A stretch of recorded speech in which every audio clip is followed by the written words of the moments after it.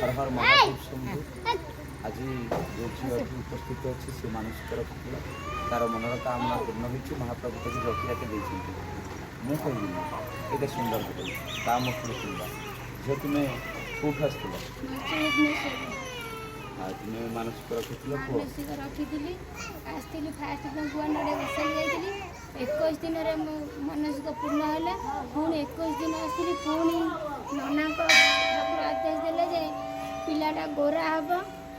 ଜଟିଆଟା ହେଇଥିବ ପିଲାଟା ଗୋରା ହେବ ଚନ୍ଦା ହେଇଥିବ ସେଇଆ ହିଁ ହେଇଛି ଆଉ ବହୁତ ଖୁସି ନନାଙ୍କ ଆଶୀର୍ବାଦ ଠାକୁରଙ୍କ ଆଶୀର୍ବାଦରୁ ଜଟିଆଟା ପାଇଛି ଯାହା ହଉ ମହାପ୍ରଭୁ ତାକୁ ତାର ମନର କାମନା ପୂର୍ଣ୍ଣ କରିଛନ୍ତି ତେଣୁ